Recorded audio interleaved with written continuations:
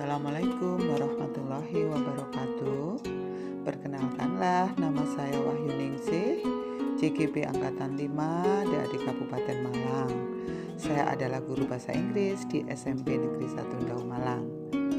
Hari ini saya akan sharing informasi tentang modul 1.2 A8, koneksi antar materi, nilai-nilai, dan peran guru penggerak. Silakan menikmati. Dalam modul ini saya akan menggunakan metode 4P, yaitu untuk menjawab pertanyaan-pertanyaan yang mana berisi tentang peristiwa, momen yang paling penting atau menantang atau mencerahkan bagi saya dalam proses pembelajaran modul 1.1 hingga modul 1.2. Yang kedua, perasaan saat momen itu terjadi. Yang ketiga, pembelajaran sebelum momen tersebut terjadi dan setelah momen tersebut terjadi.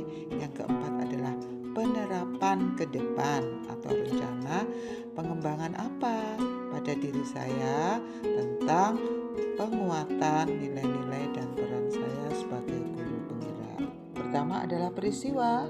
Di sini saya diingatkan kembali ke filosofis pendidikan Ki Hajar Dewantara ing Arso Sumtulodo ing Madya Mangunkarso Tutwuri Handayani, berisi tentang teladan, semangat dan dorongan guru dalam melayani dan berpihak pada murid sesuai potensi dan minat belajar murid, menghantarkan murid agar selamat dan bahagia dalam kehidupannya sesuai kodrat alam dan zaman, mewujudkan belajar Pancasila.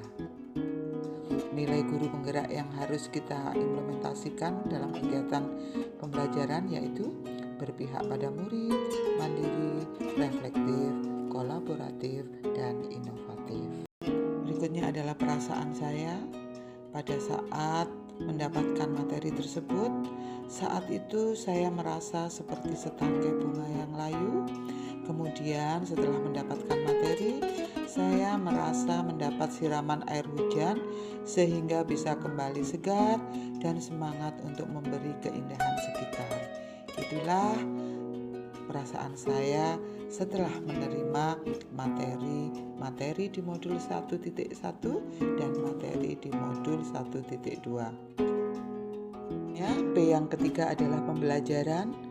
Awalnya pada saat pembelajaran sebelum saya mendapatkan materi modul 1.1, modul 1.2, saya hanya fokus pada transfer of knowledge, menyampaikan materi tanpa memperhatikan kebutuhan murid, tanpa menuntun dan mengemban murid dalam ilmu, dan karakter atau budi pekerti juga kurang berjalan selaras.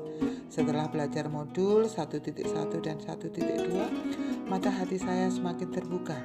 Saya harus berpihak dan melayani kebutuhan murid, menuntun, mengarahkan, mengamong, dan menebalkan garis samar potensi murid-murid saya. Murid merdeka dalam belajar dan guru harus memfasilitasi melalui materi dan sumber belajar sesuai kemampuan dan passion murid.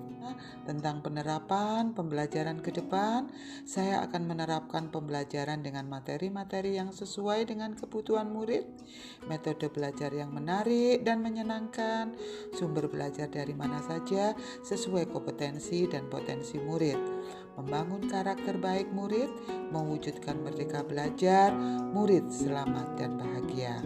Nilai-nilai guru penggerak yang diharapkan untuk dikembangkan adalah berpihak pada murid, melayani murid bidang akademik dan penguatan karakter, mandiri, selalu memperbaiki dan mengupgrade iptek dengan kemauan diri.